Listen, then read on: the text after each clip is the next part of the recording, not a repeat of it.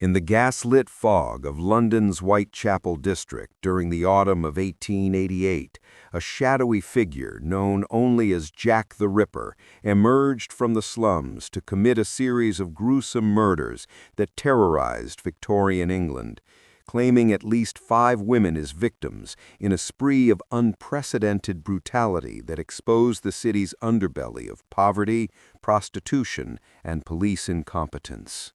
And despite over a century of scrutiny, the killer's identity remains one of history's greatest enigmas, even as 2025 DNA reanalyses continue to fuel debates and claims of resolution. Welcome to our channel.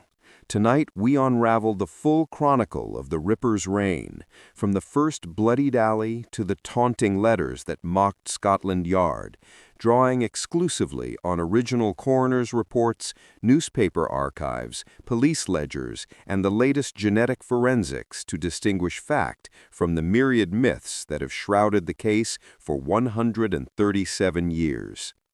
Let us commence with the grim sequence of events that unfolded in the East End, a labyrinth of overcrowded tenements where destitution forced thousands into desperate lives, setting the stage for the Ripper's nocturnal hunts.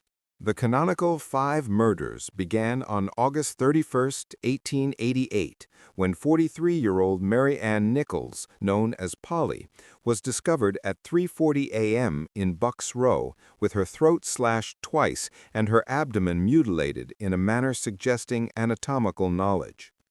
Witnesses heard nothing unusual, and the only clue was a blood trail leading nowhere. Just 8 days later, on September 8th, 47-year-old Annie Chapman was found in the backyard of 29 Hanbury Street at 6 a.m., her throat cut, intestines draped over her shoulder, and uterus removed with surgical precision, a leather apron nearby initially implicating a local butcher, but later dismissed. The night of September 30th brought a double event. First, 45-year-old Elizabeth Stride in Dutfield's yard off Burner Street at 1 a.m., her throat slit but body otherwise untouched, suggesting the killer was interrupted by a passing cart. Then, less than an hour later, 46-year-old Catherine Eddowes in Mitre Square, her face slashed, abdomen opened, uterus and left kidney excised, and intestines placed deliberately beside her.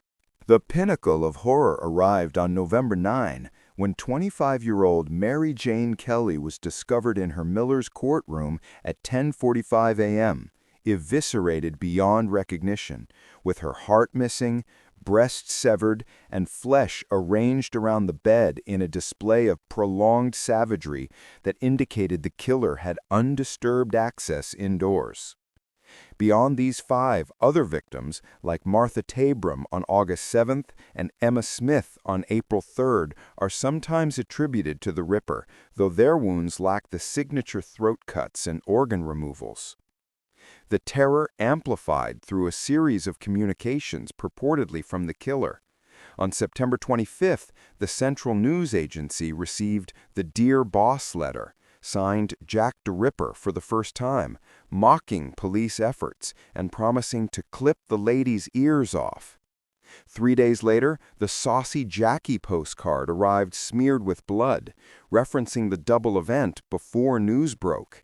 And most infamously, the From Hell letter, posted October 15th to George Lusk of the Whitechapel Vigilance Committee, enclosing half a human kidney preserved in spirits and claiming the other half was fried and eaten.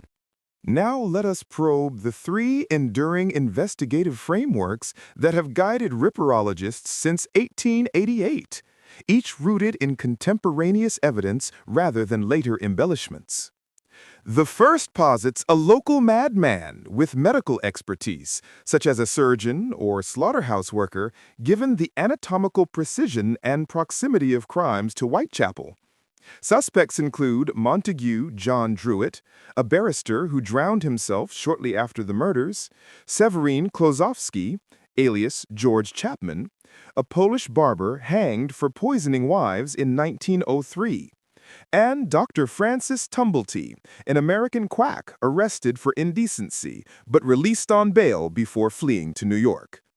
The second theory suggests a high society cover-up, implicating figures like Prince Albert Victor, grandson of Queen Victoria, in a royal conspiracy tied to a Masonic ritual or syphilis-induced madness, fueled by the Jews graffiti found near Edo's apron in Golston Street, reading, "The Jews are the men that will not be blamed for nothing," though Scotland Yard erased it to prevent anti-Semitic riots.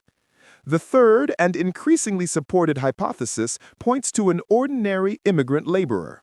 In 2014, author Russell Edwards claimed mitochondrial DNA from a shawl linked to Edo's matched descendants of Aaron Kosminski, a 23-year-old Polish barber and hairdresser committed to an asylum in 1891 for schizophrenia, whom police had eyed as a suspect based on a witness identification that was never pursued.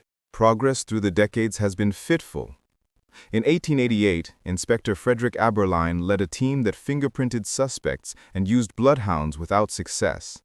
The 1920s saw Sir Melville Macnaghten's memo naming Druitt, Kosminski, and Michael Ostrog. The 1980s brought Patricia Cornwell's book accusing painter Walter Sickert based on paper matches to the letters. And in 2025, a renewed genetic analysis by the University of Liverpool on the Edo's shawl confirmed a 100% mitochondrial DNA match to Kosminski's lineage, though experts caution contamination risks and call for nuclear DNA testing. While a separate study proposed Jill the Ripper as a female midwife who could move undetected amid bloodied aprons. 4 entrenched barriers explain why the Ripper eludes definitive identification after 137 years. First, Victorian forensics lacked DNA, fingerprints were novel, and crime scenes were trampled by crowds. Second, police withheld key details to trap the killer, obscuring modern reviews. Third, the letter's authenticity varies, with many deemed hoaxes by journalists. And fourth, Whitechapel's transient population of immigrants and drifters buried leads in anonymity. Today, the Ripper's legacy endures in Whitechapel tours and museums, where plaques mark the murder sites and descendants of victims advocate for remembrance over sensationalism. Somewhere in faded asylum records or a forgotten attic trunk, the final proof may yet surface, and an overlooked family heirloom could match the elusive profile. If you possess Victorian artifacts, letters, or oral histories from 1888 London, contact the Metropolitan Police Cold Case Archive anonymously. Even a century-old whisper might unmask the fog's phantom.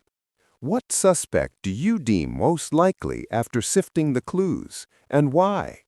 Offer your evidence-based perspective in the comments below. We will spotlight the most persuasive. Next week, we revisit the Hinterkaifeck Farm's ghostly slaughter. Subscribe, enable notifications, and remain with us as we pierce the veil of Europe's coldest cases. See you in the shadows.